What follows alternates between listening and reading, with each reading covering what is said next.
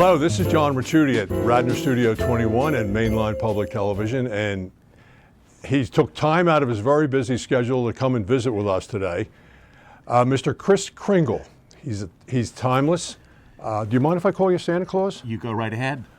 Well, our guest today is Santa Claus at Radnor Studio 21. Santa, you know, you've always been described to me as a jolly old elf, but now that I've seen you in person, how tall are you? I am 6 feet 1 inch. 6'1"? Yes. Well, of course, okay. How much do you weigh? Can I ask? I know that's personal. I'm happy to tell you, I weigh 285 pounds. Now, do you stay at that weight? I typically gain weight around the Christmas holidays due to all the, the extra servings at the tables. And as you already know, I love cookies and sweets. Yeah, well, this is the time of year for that. You know, I want to get into our interview, but I do have to ask you something that's very controversial at this time. In light of the public figures that have been incidents that have come forward. Some years ago, there was an incident involving mommy kissing you under the mistletoe, and you were observed doing that. Is there any? Where are you with that? So we could clear that up. Yeah, I mean, at this point, there's nothing to clear up. That was a long time ago, and it rarely even comes up anymore. Well, I mean, it comes out every year in a song, so we're kind of, we're reminded of it. Right. So.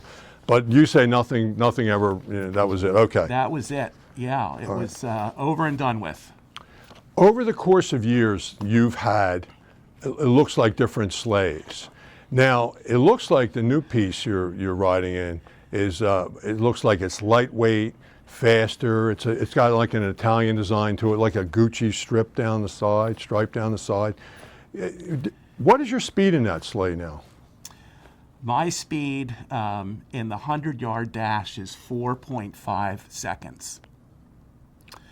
And my sled has been modernized. I have a lot of pressure on my worldwide trip, so I have to stay on schedule. I had a new sled custom built for me with thinner runners, less wind resistant, and I'm able to make better time in my travels. I'm sorry to bring this up. However, another thing occurred to me regarding the workplace. Was there ever an issue with you and Frosty the Snowman where he had a meltdown? He had a meltdown. I was putting a lot of pressure on him to keep up. We have all these presents and gifts that we make for the children all over the world, and we have a relatively short time frame in which everything has to be delivered. And Frosty was struggling one time with the pressure, and he did have a meltdown. But he's okay now.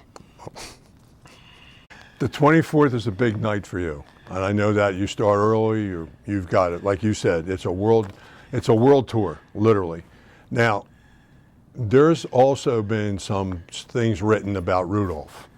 Is it true? I know there's the one famous incident that occurred in a foggy night, but there's also been other speculation that he's pulled you out of a few jams. Is that true? Rudolph has been a lead reindeer. I can't ask more of him. When he was younger, because of his red nose, he was often not criticized, but he was teased by other reindeers. And then we had the idea to use him, particularly on foggy nights. His nose acted as a car headlight, so we could see better through the fog. So, Rudolph he's a great reindeer, and because he now has that new purpose, instead of people teasing him, he's looked upon as a hero reindeer. Have you ever had any UFO sightings while you've flown through the night throughout the world? All the time, every year. I see at least 2 UFOs in my travels through the sky. Do they acknowledge you? Like, do you wave to each other or anything? It's rare that they acknowledge me. One time I did get a wave. Now, what's your working relationship with the reindeer? I mean, there's always questions about, the workplace. So you have things posted regarding workers' compensation and the likes of that. But what's your working relationship with the deer? We totally value the reindeers. They're like a team. It's a team effort. We expect a lot out of them. They expect a lot out of us in terms of our planning. We know what they need to do. They know what we need to do. We take good care of them. We feed them well. Mushrooms, apples, carrots, plants. We keep them in top condition so that they can perform at their highest level. For the big night. It's all about being ready for the big night. Yeah. And, I love our reindeers, and in particular, Rudolph. Has there been issues with women trying to buck, female deer trying to buck their way in? There have been a few distractions of that sort, but nothing that's ever really required my full attention. I guess, are all the deer male? They are all male. Even Prancer and Vixen? Yes. Yes. Okay. I want to ask you about something else that's come up. There's been some speculation that Amazon has tried to partner with you. Is that true? They have repeatedly tried to form a relationship with me. And to be honest with you, we're going to continue to do things the way we have always done things for several hundred years now. So we're not interested in any kind of partnership with Amazon. We make all of our own toys, and we deliver all of our own toys. Yeah, so you really kind of really work hard. Then what do you take a couple weeks off after that and kick back? I take most of January off, but then once we get into early February, we have to start our new production schedule to make all the toys for next Christmas. So it's really a year-round position.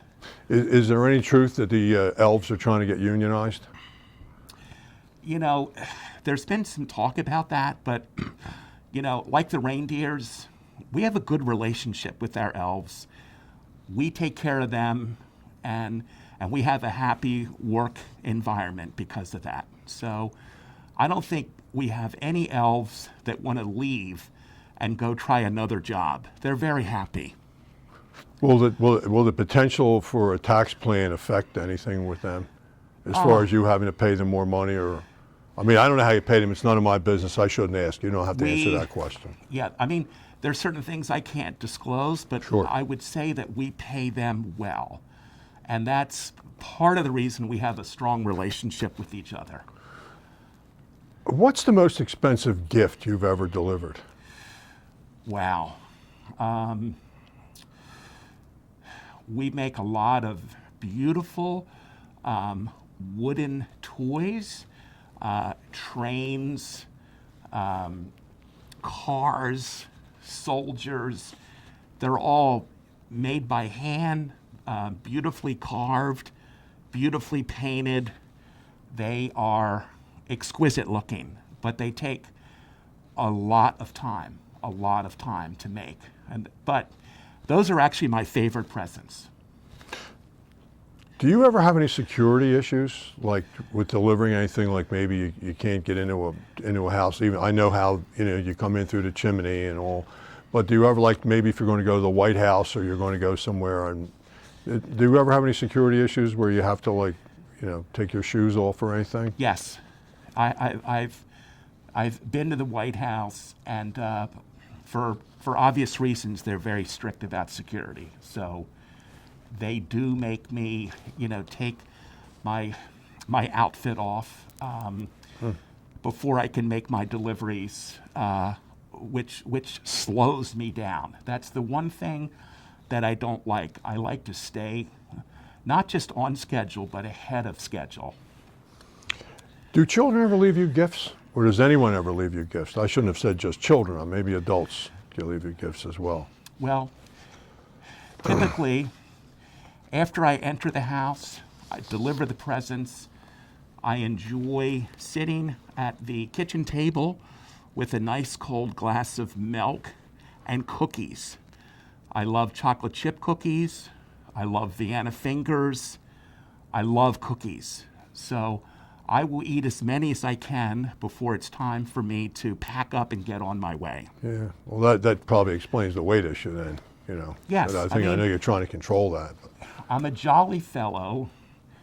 My stomach is like a bowl of jelly. So I have to be careful with my weight, particularly when dealing with smaller chimneys. I don't like getting stuck, but every now and then it happens. What do you do about children that ask for their 2 front teeth? I deliver. I deliver. It's rare that I don't deliver on a promise. And I get thousands and thousands of requests. And my goal is to make everyone happy. Well, I can't believe how candid you were with us today, because you've closed off a lot of truths or mystiques or stories that went around, but you've closed the loop on all those stories. You were very candid. I know this is an incredibly busy week for you. Incredibly, you must be almost and you haven't even started.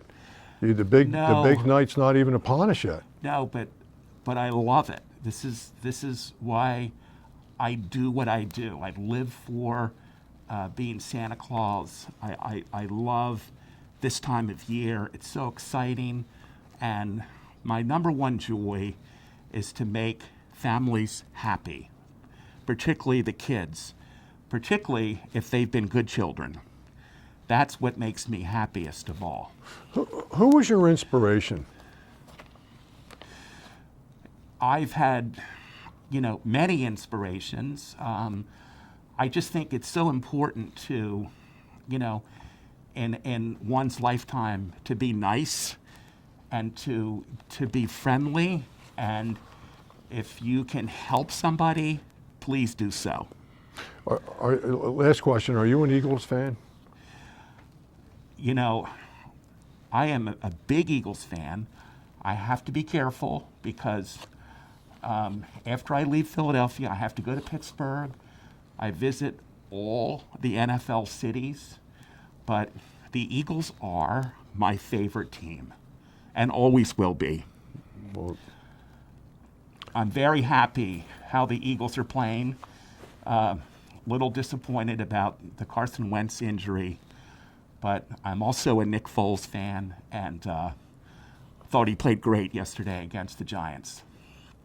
Well, thank you very much for coming on. I really appreciate you taking the time out of your very, very busy schedule. I know how important the next few days are to you and the night of the 24th.